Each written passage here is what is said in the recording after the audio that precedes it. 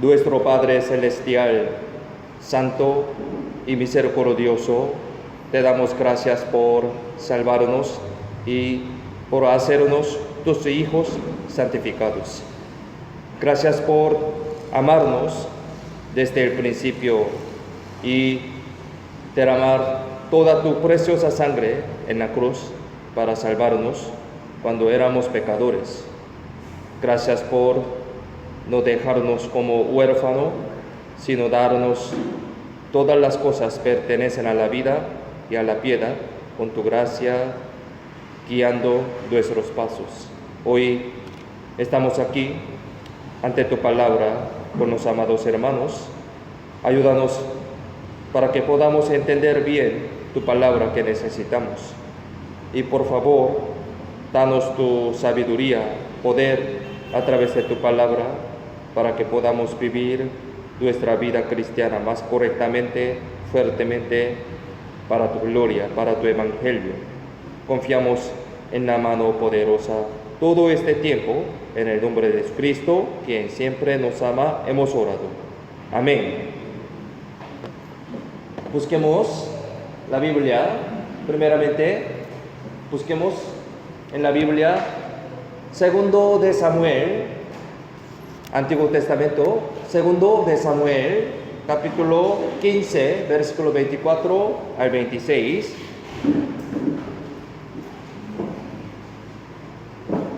Texto principal de hoy, Segundo de Samuel, capítulo 15, versículo 24 al 26. Aquí les leo. Y aquí también iba Sadoc, y con él todos los levitas que llevaban el arca del pacto de Dios, y asentaron el arca del pacto de Dios, y subió Abiatar después que todo el pueblo hubo acabado de salir de la ciudad. Pero dijo el rey a Sadoc: vuelve el arca de Dios a la ciudad. Si yo hallare gracia ante los ojos de Jehová, él hará que vuelva y me dejará verla y a su tabernáculo. Y si dijere: no me complazco en ti, aquí estoy, haga de mí lo que bien le pareciere. Hasta aquí. Hoy, con esta historia, vamos a meditar la palabra de Dios y también recibamos unas enseñanzas muy importantes. Esta historia es sobre David, ¿no? David, como sabemos, uno de los personajes, no es pasajeros, uno de los personajes más grandes de la Biblia, vivió para la voluntad y para la gloria de Dios muy adecuadamente, tal como tenía el sobrenombre varón conforme el corazón de Dios. Varón conforme al corazón de Dios. Él tenía este sobrenombre. Sabemos bien por medio de la Biblia que hubo tantas dificultades y crisis en su vida de David. Pero entre sus numerosas dificultades y numerosas crisis, ¿cómo piensan ustedes? ¿Cuál sería el acontecimiento más miserable y más triste? ¿Cómo piensan? Esta historia es la historia de hoy. Quizás no sea exagerado decir que fue el momento en que fue perseguido por su propio hijo Absalón, ¿sí? Sabemos esta historia. Hubo también unos momentos en que Saúl lo perseguía, pero ciertamente fue el más miserable cuando estaba perseguida por su propio hijo, Absalón. Es decir, su propio hijo intentó matarlo. Sí. Entonces, imaginemos, este acontecimiento fue el más miserable, ¿sí? El acontecimiento más miserable en su vida. Él tenía numerosas dificultades, pero entre ellos es un acontecimiento más miserable, más terrible, ¿sí? Porque su propio hijo quería matar a él, quería matar, ¿sí? Entonces, imaginemos esta escena, ¿sí? Si vemos aquí en el versículo 30, dice que se fue llorando y llevando los pies descalzos. Miren, aquí, versículo 30, dice, y David subió la cuesta de los olivos y la subió llorando, llevando la cabeza cubierta y los pies descalzos, los pies descalzos. También todo el pueblo que tenía consigo cubrió cada uno su cabeza e iban llorando mientras subían. Sí, esta escena una persona dibujó, ¿sí? Ha dibujado de esa manera, sin zapatos, así. Entonces, pensemos, ¿qué tan miserable, qué tan triste debe haber sido cuando el rey de un país, además, fue perseguido por su propio hijo con los pies descalzos? Sí, imaginemos, una escena muy triste, terrible, ¿no? Ciertamente fue el momento más triste, más difícil de su vida. Así que hoy aprenderemos unas lecciones a través de los actos que David tomó cuando estaba en esta situación más miserable y más triste. Entonces hoy, para nosotros también, cuando llegue un sufrimiento a nuestra vida, como David, ¿qué sería un aspecto y pensamiento adecuado ante Dios? Lo aprenderemos a través de la crisis de David hoy. Atentamente, escuchemos entonces. Generalmente las personas tienden a pensar en una manera humana con las crisis del hombre en estos sufrimientos. Pensando de esa manera, ¿por qué me pasó esta situación a mí? ¿Por qué? Es tan doloroso, tan difícil. Quiero salir de esto rápidamente. Quizás pensando de esta manera, intentaremos encontrar una solución humana, ¿sí? Generalmente las personas piensan de esa manera, buscando una manera humana. Sin embargo, los cristianos como nosotros, cuando lleguen unos sufrimientos, debemos saltar más allá de la idea general y pensar primero como hijos de Dios. Sí, somos cristianos, somos hijos de Dios. Entonces, como hijos de Dios, debemos pensar en esta crisis, en esta dificultad. Es porque Dios conoce todas las causas, todos los resultados, todas las respuestas de todos los problemas de nuestra vida. Es verdad, sí. Él sabe todo. Por eso debemos pensar primeramente como hijos de Dios, no como mundanos, ¿sí? Afuera de la iglesia, afuera de la fe, en realidad hay varias soluciones humanas, ¿sí? Entonces, entre estas soluciones, ¿cuál es correcta? En realidad no sabemos. Por eso, una persona dice así, otra persona dice así. Todo clamando, mi manera es correcta. Pero, ¿qué manera debemos elegir entre las soluciones humanas? Bastantes soluciones humanas hay en el mundo. Pero aquí en la Biblia hay la manera de Dios, solución de Dios.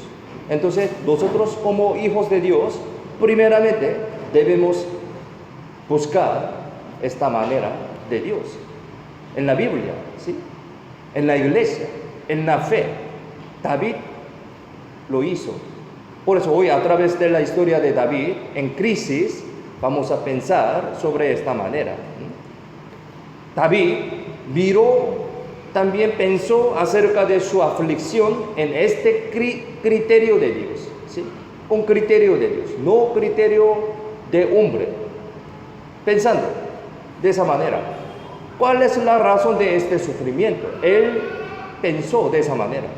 ¿Qué tipo de actitud sería adecuado como los hijos de Dios? ¿Cómo me mira Dios en esta situación? ¿Quién es Dios? Primeramente debemos pensar en estas cosas como hijos de Dios. Exactamente desde este punto de inicio del pensamiento hacia un sufrimiento, se puede salir una interpretación correcta y también una actitud adecuada. Esto es lo que quiere Dios. Podemos decir que esta es la actitud básica como los hijos de Dios. Esta actitud básica, adecuada, que debemos tomarse como los cristianos salvos en las aflicciones, en las dificultades, en las crisis. Cada persona tiene estas dificultades. Aquí todos los hermanos parece que tienen algunas dificultades en su vida. Entonces, como hijos de Dios, debemos pensar básicamente en este punto. Por lo tanto, a través del texto principal de hoy, averigüemos lo que sucedió cuando David salió rápidamente de Jerusalén, evitando la amenaza del asesinato de Absalón, su hijo, y aprenderemos la forma de vida que los cristianos deberían tomar por medio de la crisis y el sufrimiento de David. Voy a leer de nuevo este texto principal. Entonces, escuche de nuevo atentamente. Y aquí también iba Sadoc, y con él todos los levitas que llevaban el arca del pacto de Dios, y asentaron el arca del pacto de Dios, y subió Abiatar después que todo el pueblo hubo acabado de salir de la ciudad. Pero dijo el rey a Sadoc: vuelve el arca de Dios a la ciudad. Si yo hallaré gracia ante los ojos de Jehová, él hará que vuelva y me dejará verla y a su tabernáculo. Y si dijere: no me complazco en ti, aquí estoy, haga de mí lo que bien le pareciere. Aquí, en el texto principal, cuando David salió del palacio huyendo del Absalón, su hijo, el sacerdote Sadoc vino con el arca del pacto de Dios e intentó huir junto con David. Esta escena es así. Es decir, él intentó llevar ese arca del pacto de Dios para David en el medio de su escape, ¿sí? Su sacerdote Sadoc quería esto. El arca del pacto de Dios tiene un significado muy importante y especial para los israelitas, que son el pueblo de Dios.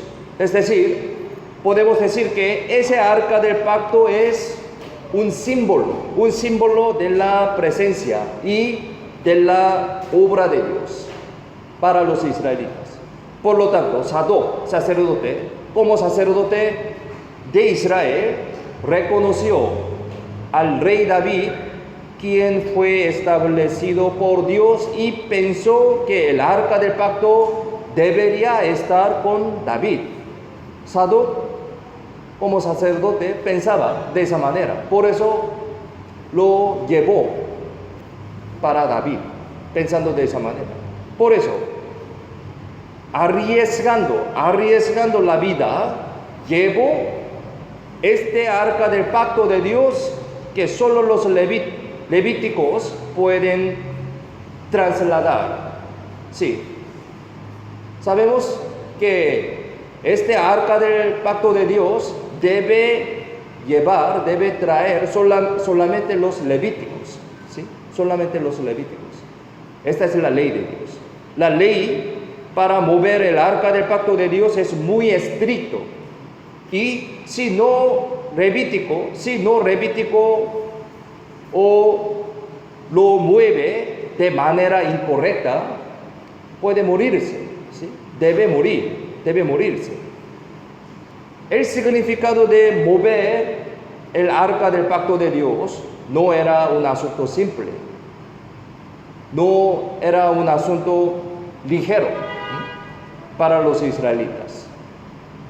Para los israelitas, quienes sabían muy bien que murió Usa mientras trataba con el arca de pacto de manera incorrecta. Sabemos esta historia. Aquí sale esta historia, segundo de Samuel 6, versículos 6 a 7, sale esta historia. Les leo.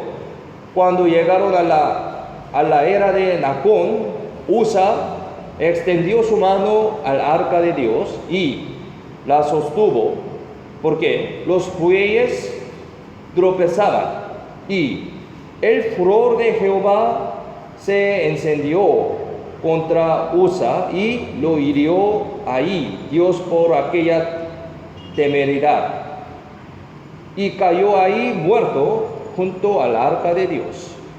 Sabemos esta historia, ¿no? Usa murió de esa manera, ¿sí? Llevando al arca del pacto de Dios con una manera incorrecta. Él no debía tocar el arca del pacto de Dios, pero él tocó, por eso murió. Sabiendo Sadoc, ¿sí? Él es sacerdote, entonces él sabía esta historia. Sabiendo Sadoc todo lo que había sucedido en este momento, salió con urgencia llevando este arca del pacto de Dios con los levíticos. Considerando esto, él salió con levíticos para llevar el pacto de Dios para David. Y eso nos muestra que Sadoc, ¿cómo consideraba a Dios? ¿Cómo consideraba a David también? ¿Sí?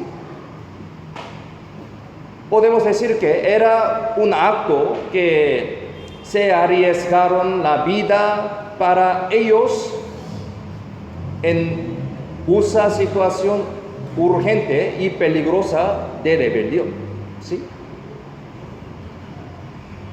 En esta situación muy peligrosa, porque había rebelión de Absalón, ¿sí? Muy peligroso, muy urgente. Pero sabiendo esto, él salió con arca del pacto de Dios para David, ¿sí? Pero traer el arca del pacto de Dios no es un trabajo ligero, muy estricto, muy complicado. Pero sabiendo todo, él salió con arca del pacto de Dios para David.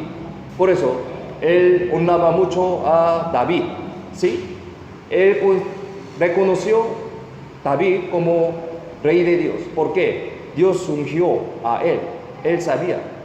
Él no reconoció como rey a Absalón.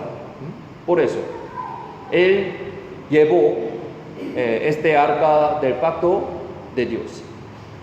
Entonces, al ver esto, David habría sido consciente de la confianza y fidelidad del sacerdote y los levíticos hacia él, y a la vez humanamente sabría que acompañar con ellos es más natural y más poderoso.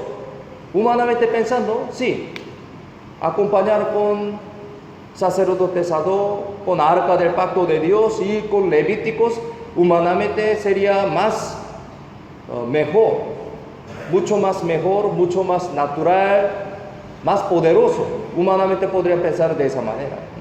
Además, si David estuviera con el arca del pacto de Dios, que es símbolo de la presencia de Dios, habría sido una opción mucho mejor para mostrar su fuerza frente al pueblo en la situación de rebelión de Absalón, aunque estaba huyéndose. Sí, esto más ventajas, ¿sí?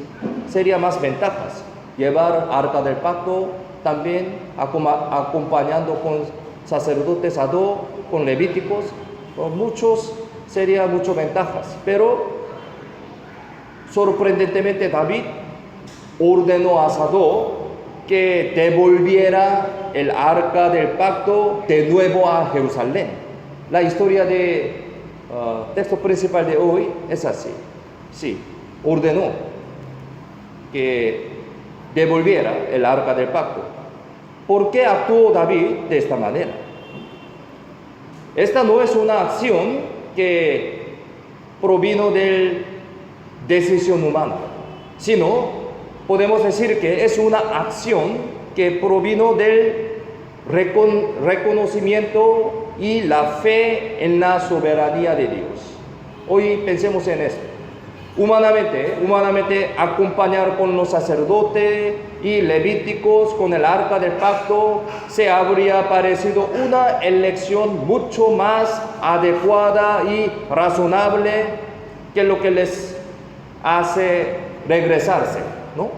Humanamente. Sin embargo, David fue una persona que miró y seleccionó todas las situaciones con el criterio y la mirada de Dios bajo cualquier circunstancia antes de la decisión humana, ¿sí? Él era como esta persona. Primero, David tomó esta decisión porque sabía exactamente que la rebelión de Absalón era la disciplina por sus pecados. Él pensó esto primeramente. Esto es la disciplina de mi pecado. Aquí, segundo de Samuel 12, versículo 10 al 13,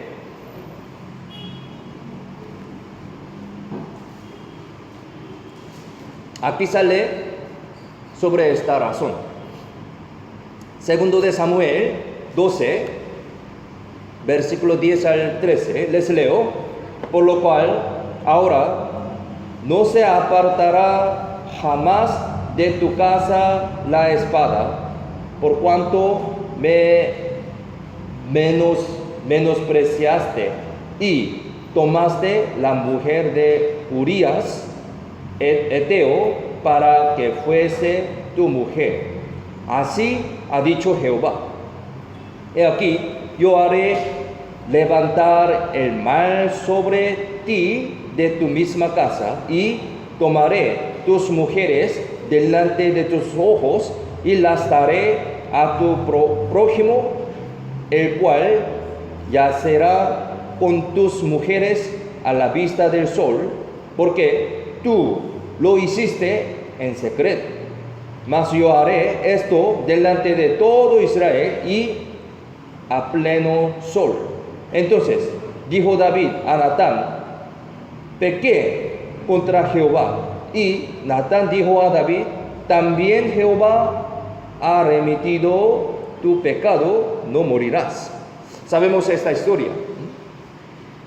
David pecó un gran pecado, ¿no? Sabemos.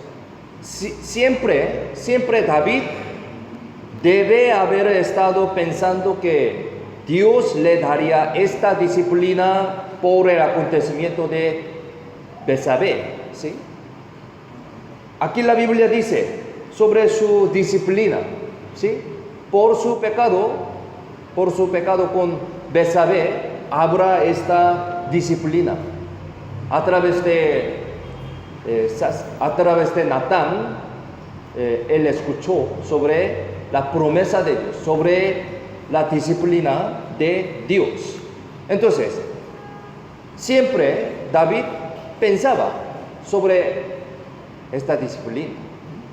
La rebelión de Absalón ocurrió unos 20 años después de que David escuchó estas advertencias de disciplinas del profeta Natán, ¿sí? Antes de acontecimiento de Absalón, escuchó esta historia 20 años antes, ¿sí? Hace mucho tiempo, ¿no? Entonces, él reconoció, esta es la disciplina sobre mi pecado. Una persona normal casi se habría olvidado de sus pecados pasando 20 años. ¿Ustedes recuerdan sobre sus pecados antes de 20 años? Sí, no. Pero, sí, persona normal no recuerda. Pero David siempre estaba pensando acerca de la disciplina de Dios, por lo que sabía exactamente que cuando Absalón se rebelaba era disciplina. Él muy sensiblemente pensando sobre su pecado. Es posible comprender cuán profundamente David se arrepintió de sus pecados y vivió en un estado sensible con mucho cuidado a través del acontecimiento del texto principal de hoy, ¿sí? A través de esto podemos entender sobre el corazón de David. David exactamente comprendió que la palabra de Dios ciertamente se cumplirá, porque Dios juzga toda cosa encubiertas, sea buena o sea mala. A pesar de que pasa mucho tiempo, él sabía exactamente quién es Dios. David sabía exactamente quién es Dios. Por eso hizo esta acción en esta crisis. A pesar de que había pasado mucho tiempo, la rebelión de Absalón fue la disciplina de Dios por sus pecados, por lo que estuvo dispuesto a aceptar el dolor, a poner todo en las manos de Dios. Por eso sabía exactamente que no era digno, que él iba a tomar el arca del pacto de Dios en el tiempo de disciplina. Y también, a pesar de que el arca del pacto de Dios simboliza la presencia de Dios, eso no es Dios mismo prácticamente. Entonces, incluso sin este arca, David creía que Dios siempre estaría con él y ciertamente le haría regresarse a Jerusalén.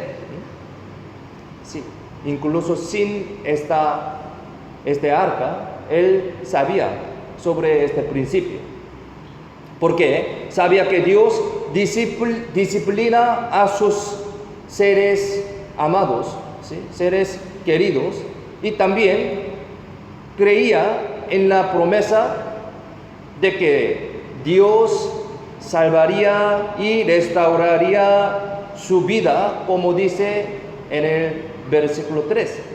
Aquí, mire, primero, Hebreos 12:6 dice así. Miremos en la pantalla, leamos juntos. Porque el Señor al que ama disciplina y azota a todo el que recibe por hijo. Sí, Dios disciplina al que ama. Sí, a los hijos. Si no hijos, no disciplina. Entonces, yo recibo disciplina de Dios. Esto significa también yo soy hijo de Dios. ¿Sí? Por ejemplo, hay un hijo de vecino, él hace algo malo.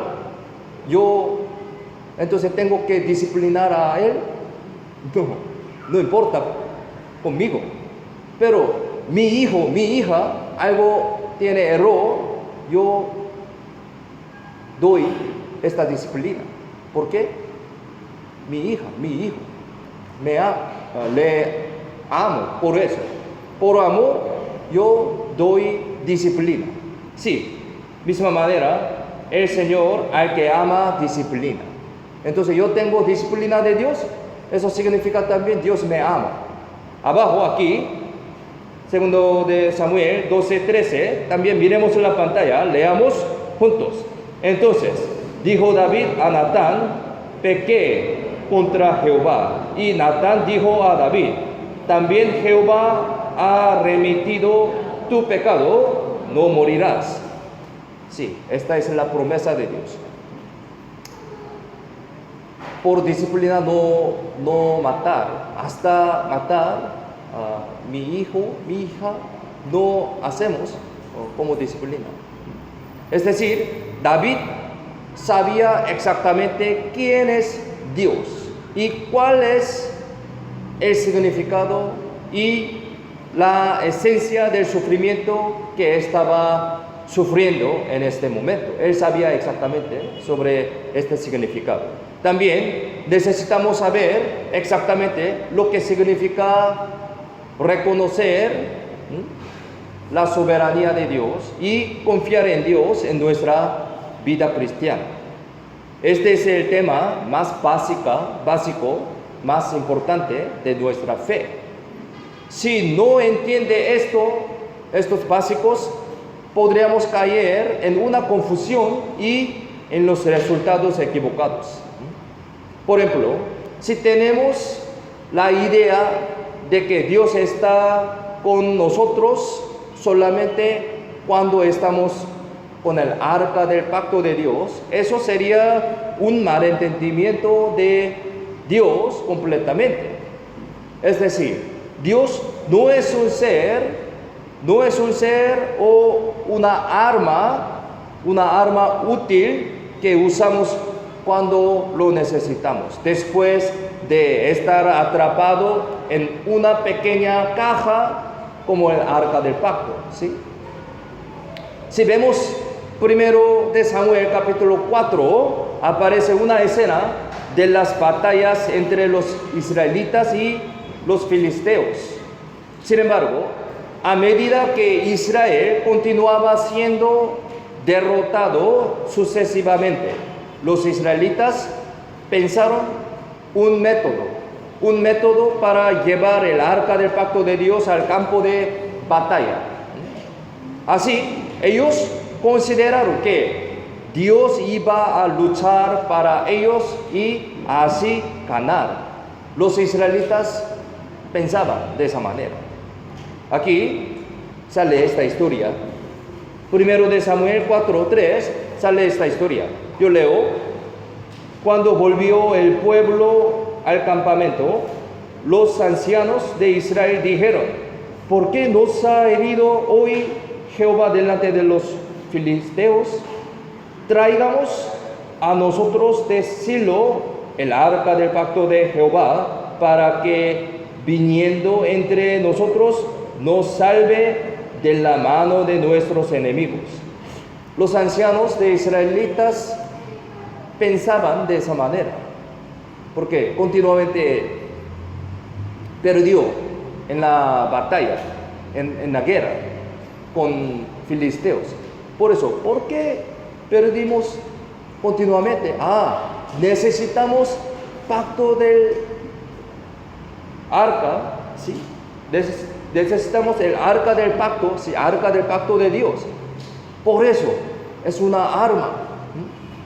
Ellos pensaban de esa manera, pero esto es un malentendimiento, ¿no? A pesar de que llevaron este arca del pacto al campo de batalla, finalmente perdieron la guerra otra vez. Y más bien los filisteos se llevaron el arca del pacto de Dios. Sabemos esta historia, ¿no?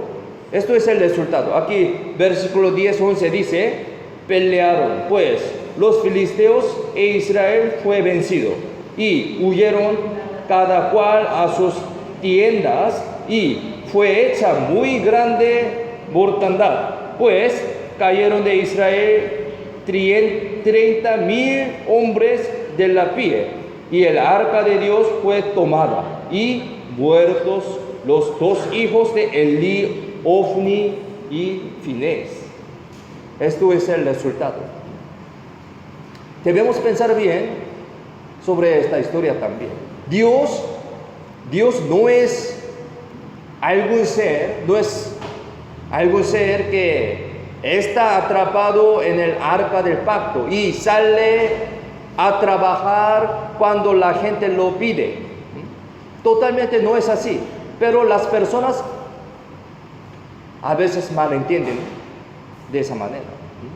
Lo que incluso el pueblo de Dios pensó, pueblo de Israel pensó de esta manera, fue una equivocación cierta desde el principio, a pesar de que ellos son pueblo de Dios, pero pensaron de esa manera. Esto desde el principio, algo equivocado.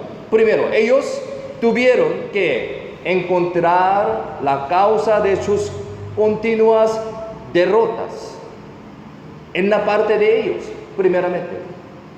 ¿Por qué nosotros perdimos continuamente? Sin arca del pacto, así perdimos. Ellos pensaban de esa manera, pero no. Deberían pensar, ¿qué tenemos culpa? ¿Qué culpa tenemos ahorita? Debemos pensar de esa manera. En este momento, mayoría de los israelitas vivían en una forma de vida religiosa. Sí, por eso, vida religiosa formularia, siendo separados de Dios, a pesar de que viviendo de esa manera, separado de Dios, pero tiene un concepto sobre Dios. Por eso sus vidas como una vida religiosa. Incluso Elí, sacerdote, Elí y sus hijos, Ofni, Finés, que eran sacerdotes. Ellos son sacerdotes. Ellos no podían comprender exactamente. Incluso ellos no podían comprender exactamente la voluntad de Dios. Y caminaban por un camino tan corrupto que se enfrentaron a una muerte miserable. A través de esta historia podemos entender sobre su estado, ¿sí? Ellos no conocían exactamente acerca de Dios, acerca de su voluntad, pero creían en un Dios superficial que se adaptaba a sus propios pensamientos e ideas humanas. Aquel momento era así. Es decir, no estaban viviendo una vida cristiana centrada en Dios, sino una vida religiosa centrada en ser humano, que era egocéntrica. En otras palabras, ellos consideraron que Dios era uno de algunos ídolos. ¿Sí? Al ver nuestra vida también, si no tengo algunos aspectos como ellos, debemos pensar bien. Mi vida es como una vida cristiana o una vida religiosa. ¿Cómo piensa? Debemos pensar seriamente. Desafortunadamente, muchos creyentes, no podemos decir cristianos, muchos creyentes de nuestra época también consideran a Dios de misma manera como el pueblo de Israel en este momento. En otras palabras, hay muchas personas que viven sin saber quién es Dios y qué es la fe correcta, qué es la salvación correcta. Es decir, sin salvación, como si el acto de asistir a la iglesia con diligencia fuera creer bien en Dios y hacer una vida de buena fe. Mal entendiendo de esa manera, viven una vida religiosa. Es muy lamentable. Es decir, estas personas están mal entendiendo que Dios solo vive en el salón de la iglesia, en el arca de pacto de Dios, una caja. Ellos viven como no existe Dios afuera de la iglesia cuando saliendo de la iglesia. Por eso, viviendo solo domingo, algo piadosamente se ve aparentemente como una persona que tiene la fe. aparentemente, un domingo. Pero afuera de la iglesia, mientras su vida, viven como mundanos. Ellos viven una vida religiosa. Buenos días, Dios, yo estoy aquí, asisto. Y chao, Dios. Viven como mundanos. ¿Cómo piensan? Arca del pacto, ¿sí? Arca del pacto de Dios. Está Dios solo en este lugar. Entonces los israelitas, sin arca del pacto de Dios, perdieron en la guerra. Entonces, nosotros ahora no hay Dios, entonces perdimos. Entonces, traiga a Dios. Y así ahora podemos ganar, pensando de esa manera. Pero el resultado, otra vez perdió. Dios permitió esta situación para que puedan entender su culpa. Pero los israelitas no podían encontrar esta culpa continuamente. Tal vez nosotros podríamos tener este aspecto como los israelitas. Pensemos bien. Dios está en mi vida, en todo el mundo, ¿sí? Todo el universo está vivo. No solo en la iglesia, solo domingo trabaja Dios. No. Pero al ver mi vida, ¿sí? Podemos entender que yo soy como una persona, como los israelitas. A través de esta historia, pensemos, ¿no? Los israelitas viven como no existe Dios afuera del arca del pacto de Dios. Esto está relacionado realmente mal, ¿sí? Es decir, es un cristiano superficial, podemos decir de esa manera. Ellos piensan en la iglesia y en Dios como un accesorio, ¿sí? En otras palabras, para estas personas, Dios es solo una parte de su vida, siendo una religión, una parte de su vida. Muchas personas viven de esa manera. Dios es una parte de mi vida, como accesorio. Hoy yo tengo esto así, mañana así, sin accesorio. Pero Dios no es un accesorio, no es una parte de nuestra vida. Él es todo, ¿sí? Él es creador. Está en universo, incluso en mi corazón, mi mente también. Dios no está atrapado en un edificio pequeño como edificio de la iglesia, no. Dios es más grande que el universo y está lleno de los cielos y la tierra. Él es el creador de este universo.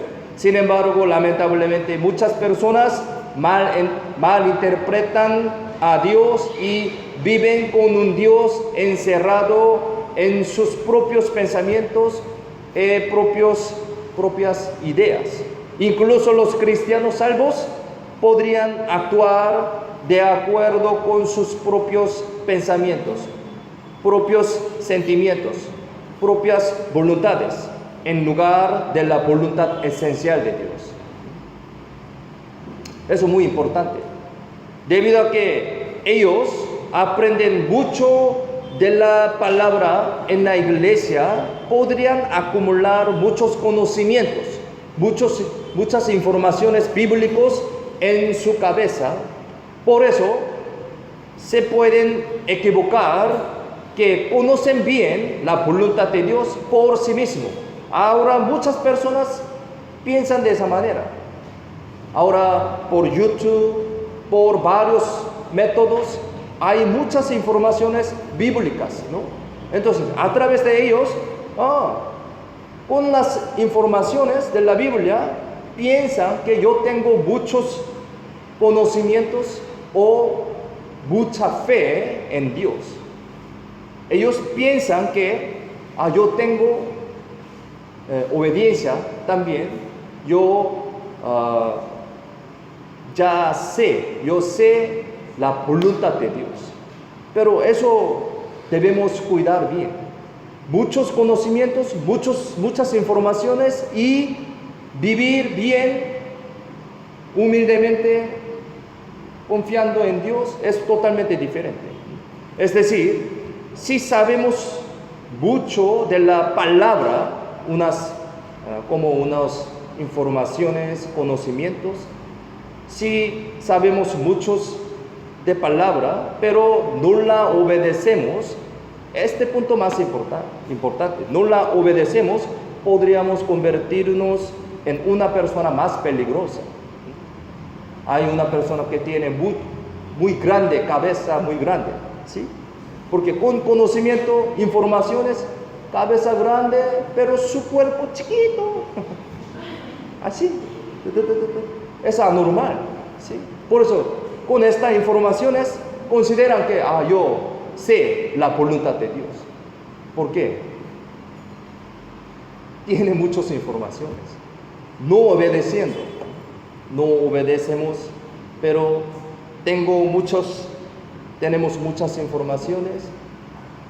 Es una persona muy peligrosa, más peligrosa. Es porque así está mal entendiendo que estamos viviendo de acuerdo con la voluntad de Dios, a pesar de que vivimos de acuerdo con nuestros propios sentimientos, voluntades, pensamientos. Ahora, mucha gente en nuestra época tiene esta forma de vida y tenemos que reflexionar sinceramente que acaso hay tal aspecto en nuestra vida y nuestro corazón. Si no lo sabemos correctamente, podría ser confundido como que vivimos bien según la voluntad de Dios, a pesar de que Él no vive según la voluntad de Dios, pero solamente con su cabeza piensan, yo vivo muy bien con la voluntad de Dios, pero no, el criterio es Dios. Así que finalmente llegaría a algunos resultados incorrectos. Israel fue así, sí, Israel fue así, el cual fue derrotado por los filisteos y además fue arrebatado el arca del pacto de Dios. Sí, a través de esta historia, Dios nos enseña sobre este aspecto equivocado.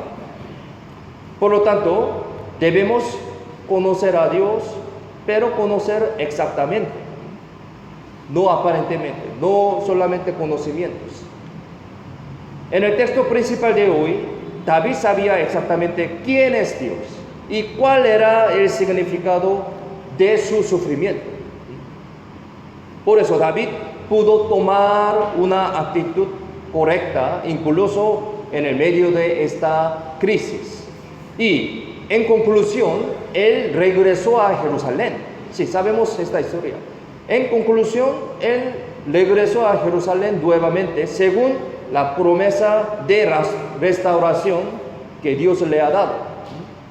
Él pudo tomar esta actitud en medio de un sufrimiento repentino, porque siempre fue sensible a Dios, estaba consciente de sus pecados y siempre fue humilde.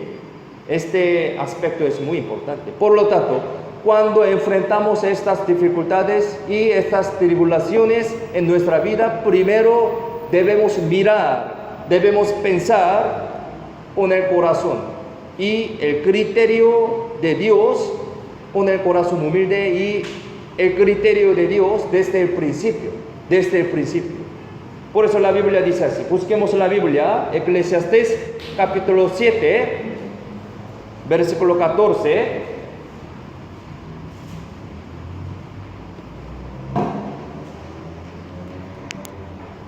Eclesiastés capítulo 7, versículo 14.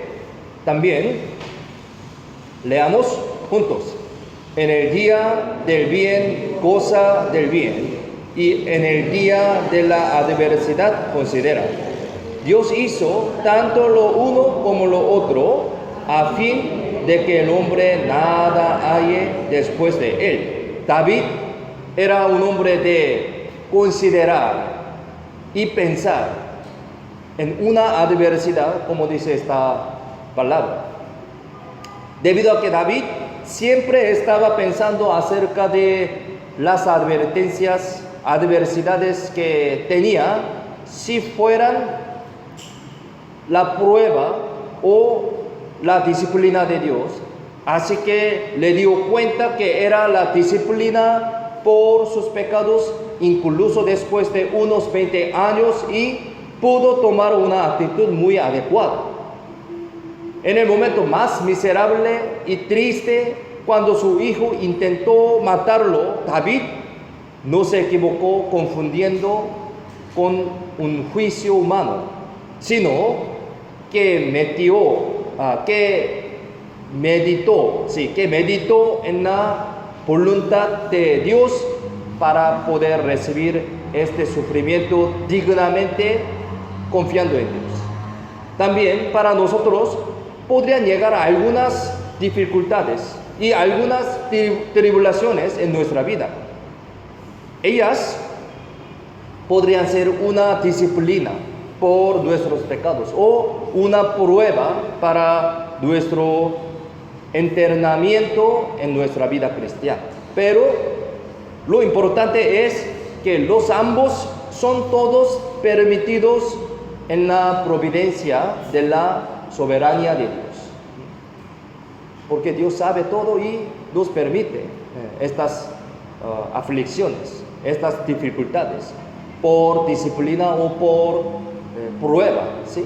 Por eso, tiene su voluntad en esta dificultad, su providencia de la soberanía de Dios.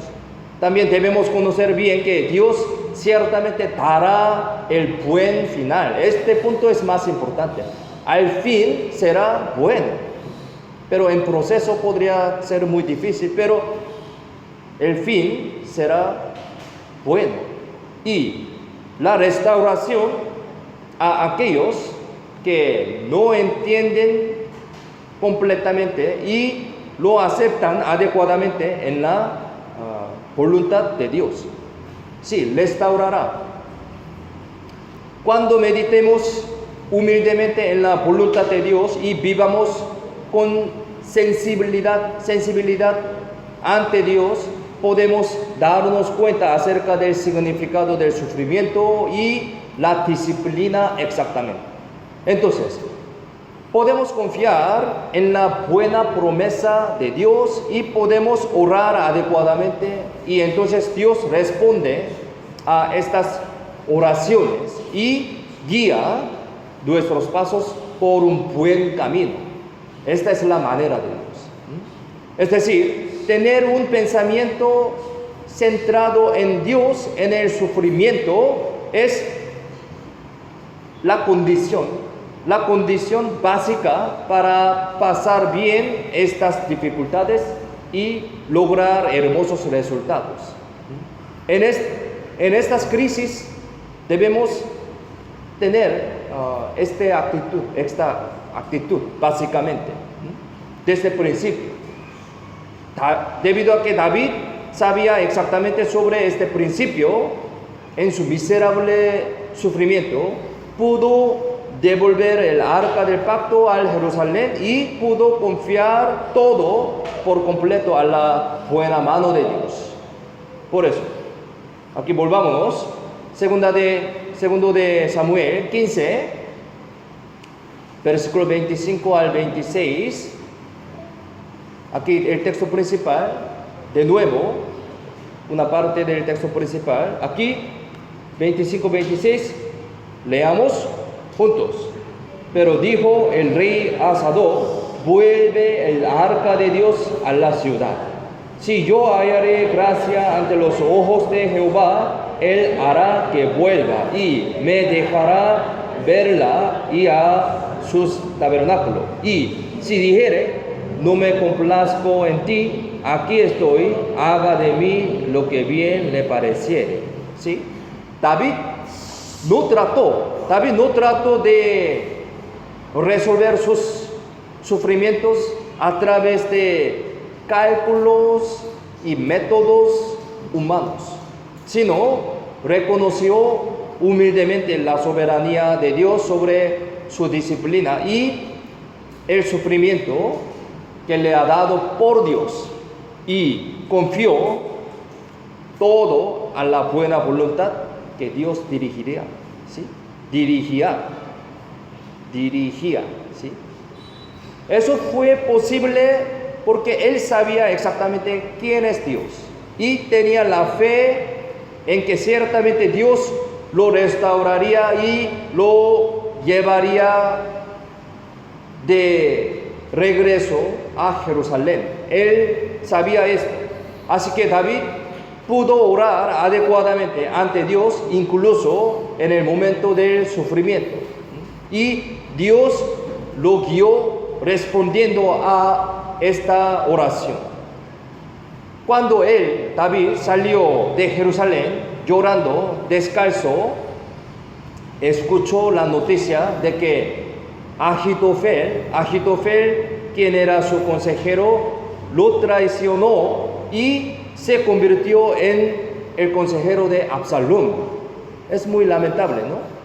Él escuchó esta noticia, debido a que David sabía muy bien que Ahitofel era una persona muy buen consejero y estratega. Entonces, también sabía que Ahitofel sería una gran amenaza para él. En tal situación, David oró a Dios, ¿sí? Una situación muy grave. Tal situación, él oró. Aquí, la Biblia dice así. Segundo de Samuel 15, 30 a 31, les leo. Y David subió la cuesta de los olivos y la subió llorando, llevando la cabeza cubierta y los pies descalzos. También todo el pueblo que tenía consigo cubrió cada uno de cabeza e iban llorando mientras subían. Y dieron aviso a David diciendo: Ahitofel está entre los que conspiraron con Absalón. Entonces dijo David: entorpece ahora, oh Jehová, el consejo de Ahitofel. David así oró fervorosamente a Dios, sabiendo lo que sería muy peligroso si Absalón y un excelente estratega como Ahitofel atacaran a él juntos en un momento tan crítico, cuando escapó de Jerusalén. Si vemos lengua original, aquí usa la palabra rogar. Así David rogó a Dios muy intensamente. Es decir, la acción que tomó David en el momento más triste, más difícil, fue orar sinceramente a Dios. Sí. Nosotros también, cuando nos llegan cosas difíciles y sufrimientos, lo primero que debemos hacer es orar hacia Dios intensamente, fervorosamente. No debemos olvidar que lo más poderosa es esta oración a Dios también. A pesar de que estamos en una situación tan difícil, incluso no hay ninguna respuesta o solución, tenemos el arma muy fuerte que se llama la oración. Sí. No importa en qué tipo de situación estemos, podemos orar. Sí, podemos orar. Podemos decir que esta oración es un privilegio tan asombroso que Dios nos ha permitido y una clave para resolver nuestros problemas. Sí, en cualquier situación, cualquier dificultad podemos orar. Es un privilegio para los cristianos. Por eso Dios nos dio este privilegio. ¿sí? Por lo tanto, Dios nos ordenó que oremos. Aquellos que verdaderamente se dan cuenta del poder de la oración, siempre podrán orar. La Biblia dice que esta es la voluntad de Dios. Aquí unas partes de la Biblia, unos versículos he elegido aquí. Primera de Tesalonicenses 5, 17 y 18 dice: orad sin cesar, dad gracia en todo, porque esta es la voluntad de Dios para con vosotros en Cristo Jesús. Orad sin cesar. Esta es la voluntad de Dios. San Marcos 11, 24 dice: por tanto, os digo que todo lo que pidiereis orando, creed que lo recibiréis y os vendrá. También dice sobre la oración. Filipenses 4:6 dice: por nada estéis afanosos, sino sean conocidas vuestras peticiones delante de Dios en toda oración y ruego con acción de gracias. Colosenses 4:2: perseverad en la oración, velando en ella con acción de gracias. No solo esto, muchas partes de la Biblia dice acerca de la oración. Además de estos versículos, en muchas partes de la Biblia explica sobre la oración. Dios nos está ordenando que oremos. Entonces pensemos, si esta oración no sirve de nada o es solo un acto formulario, no hay ninguna razón por la que Dios nos ordene que oremos de esta manera. No solo una parte, muchas partes de la Biblia dice así. Por eso, oración tiene el poder. ¿Ustedes han orado? Una pregunta muy graciosa, ¿no? ¿Han orado? ¿Verdaderamente ustedes oraron? La oración no es fácil. ¿Entiende? Uno que oraba así, entiende. Si quiere orar, ¿qué pensaría? ¿Qué ocurría?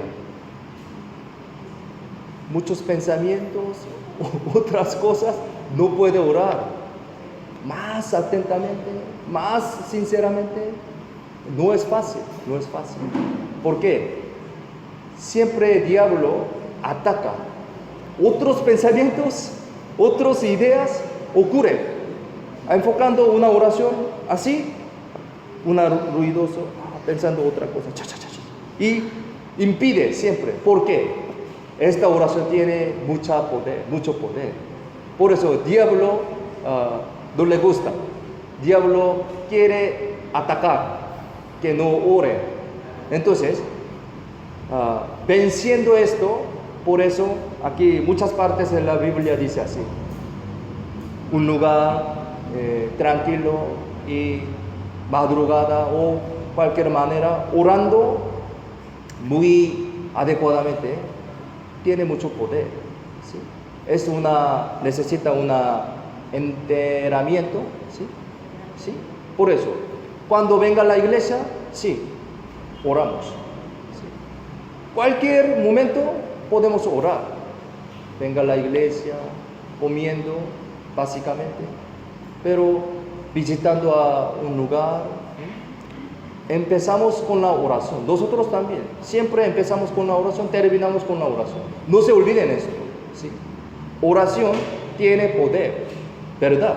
Por eso la Biblia dice así: Dios ordenó que oremos. Tiene mucho poder. Oremos entonces. Oremos más correctamente. Puede entender, la oración tiene este poder. Es muy importante. Esta oración tiene poder. Por eso Dios nos ordenó que oremos. Como hemos aprendido continuamente, la oración es una respiración espiritual. Respiración. Si no respiramos, moriremos, ¿no? Entonces, oración es respiración. Y conversación con Dios también. Es muy importante. Para hacer esta oración correctamente, como David, Cuando sabemos exactamente quién es Dios, podemos orar con la fe que confía en Dios completamente. Conociendo quién es Dios, podemos orar más fuertemente. Por lo tanto, es muy importante conocer a Dios exactamente a través de la Biblia. Por eso así estamos aprendiendo la Biblia. Esa es una forma correcta de oración que Dios quiere y será una oración que Dios escuche y responda ciertamente. Dios respondió inmediatamente, de inmediato, a esta oración ferviente de David. Es decir, tan pronto como terminó esta oración, él se encontró con Usai. Aquí, 2 de Samuel 15, 32-34, sale esta historia. Les leo. Cuando David llegó a la cumbre de monte para adorar ahí a Dios, he aquí Usai, arquita, que le salió al encuentro, rasgados sus vestidos y tierra sobre su cabeza. Y le dijo David: si pasares conmigo, me serás carga. Mas si volvieres a la ciudad y dijeres a Absalón: rey, yo seré tu siervo, como hasta aquí he sido siervo de tu padre, así seré ahora siervo tuyo. Entonces tú harás nulo el consejo de Ahitofel. Esta historia. Usai era también un excelente consejero, tal como Ahitofel. Y en el versículo 37 se describe a Usai como el amigo de David. En otras palabras, Usai fue un gran consejero que mantuvo una estrecha relación con David y ayudó mucho para los trabajos de la nación, y fue un fiel compañero que quiso estar con David hasta el final. Así, no importa cuántas personas participaron en la rebelión de Absalón y traicionaron a David, unos líderes religiosos y políticos importantes como el sacerdote Sadó y consejero Usai apoyaron fielmente a David y obedecieron su voluntad. Esta era una prueba concreta que David estaba siempre con Dios, estaba siempre con David, que es el rey establecido por Dios. Y fue una persona bajo la providencia y la guía de Dios hasta el final, a pesar de que se estaba perseguido por Absalón. Y podemos decir que este encuentro con Usai era la respuesta de Dios a la oración de David. Porque este acontecimiento ocurrió justo después de que David oró fervorosamente a Dios. Y David, que realmente entendió esa providencia de Dios, ordenó a Usai, quien era un excelente estratega, que permaneciera en el palacio de Jerusalén y le encargó la tarea de espiar. ¿Sí? Así ordenó.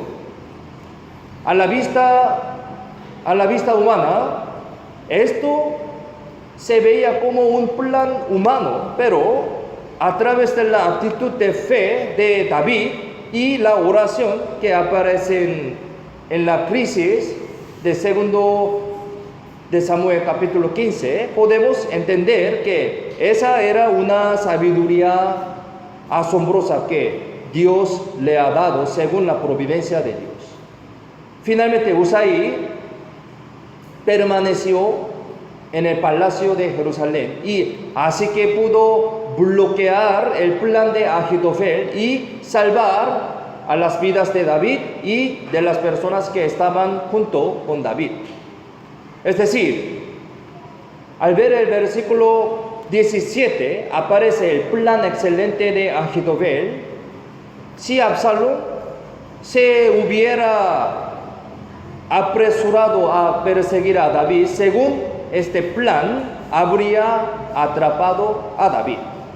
Sale esta historia aquí, capítulo 17, versículo 1 al 4. Dice así: entonces Ahitofel dijo a Absalón: yo escogeré ahora 12,000 hombres y me levantaré seguiré a David esta noche y caeré sobre él mientras está cansado y débil de manos.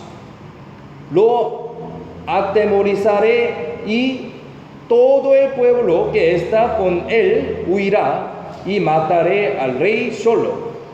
Así haré volver a ti todo el pueblo, pues tú buscas solamente la vida de un hombre. Y cuando ellos hayan vuelto, todo el pueblo estará en paz.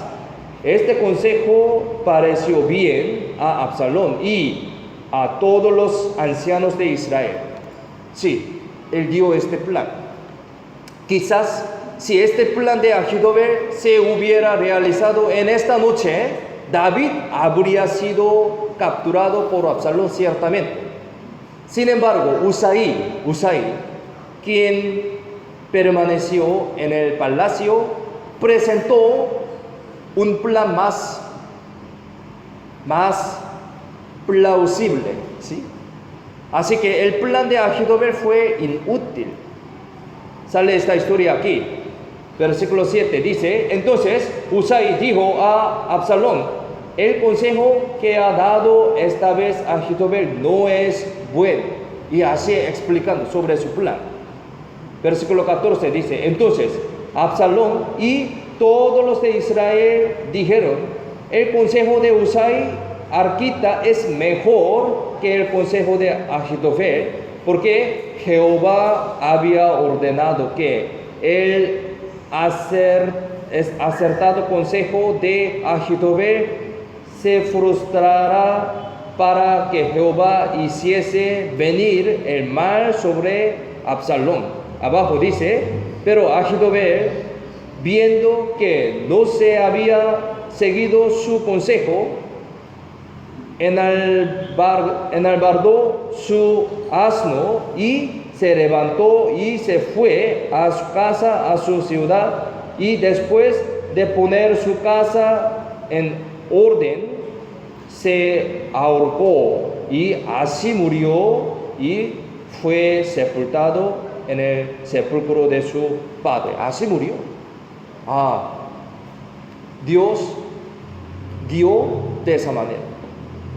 Como podemos ver en este versículo, el plan de Usai fue aceptado por Absalón, reconociendo como mejor que el de Ahitofel. Así que el plan de Ahitofel se volvió inútil y Ahitofel decepcionó y se suicidó. Aquí versículo 23 dice así. Pero lo importante es que aquí en el versículo 14 aparece la frase: Jehová había ordenado. ¿Sí? Jehová había ordenado. ¿Qué significa esto? Así que el sujeto es Dios. Es decir, eso significa que todo esto es obra de Dios. En otras palabras, superficialmente estas cosas parecen haberse llevado a cabo en los planes y la sabiduría de los hombres, pero todas estas cosas se hicieron según la voluntad de Dios, en la providencia de la soberanía de Dios. Al final podemos decir que lo que se pudo salir de este resultado fue la fe la obediencia y la humildad de David, quien conoció a Dios exactamente, adecuadamente. Por lo tanto, incluso en la situación más urgente, David pudo confiar en Dios y orar anhelosamente. Y a través de la respuesta de Dios a su oración, pudo tomar la decisión digna y obtener la sabiduría correcta. Así que pudo superar y soportar estas crisis. Regresar al sacerdote Sadoc y Usai, que querían estar junto con David al palacio de Jerusalén, podría verse como una decisión desventaja generalmente y humanamente. Sin embargo, David pudo tomar esta decisión porque sabía exactamente acerca del significado del sufrimiento y la promesa, también la voluntad de Dios. Eso no fue una decisión sabiduría o un juicio del hombre. Es lo que Jehová Dios estaba obrando para cumplir su voluntad mediante una vida tan digna como de David. Al final, debido a que David mantuvo una vida de fe tan digna, Dios lo restauró y lo levantó de acuerdo con su promesa. Es decir, la rebelión de Absalón fracasó. Sabemos esta historia, fracasó, y David se sentó de nuevo al trono del rey. En medio de la crisis y el sufrimiento, David confió plenamente en Dios y obedeció a su voluntad. Esa es la manera más digna de atravesar la adversidad y el sufrimiento. Los cristianos, como nosotros, debemos imitar esta vida y la fe de David. El Salmos capítulo 3 es un poema que escribió David mientras huía de Absalón. Salmos capítulo 3. En este poema está expresado muy bien sobre el corazón de David hacia Dios en el medio del sufrimiento y en el medio de la crisis en su vida. Finalmente, terminemos leyendo este poema, ¿sí? Espero que meditemos bien para que nuestro corazón se convierta en como el corazón de David. Cuando vivamos con el mismo corazón y misma actitud como David, podemos superar bien las dificultades y crisis que nos rodean, como la situación de ahora. Busquemos Salmos capítulo 3, este poema, este Salmos, muy hermoso, ¿no? Salmos capítulo 3, tiene 8 versículos. Aquí, con un corazón anheloso, meditando la crisis de David, y leamos juntos.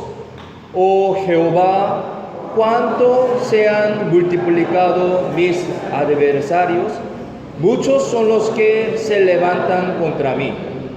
Muchos son los que dicen de mí, no hay para él salvación en Dios. Selah.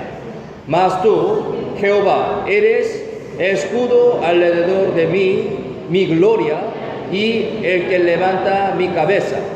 Con mi voz clamé a Jehová y él me respondió desde su monte santo. Selah. Yo me acosté y dormí y desperté porque Jehová me sustentaba.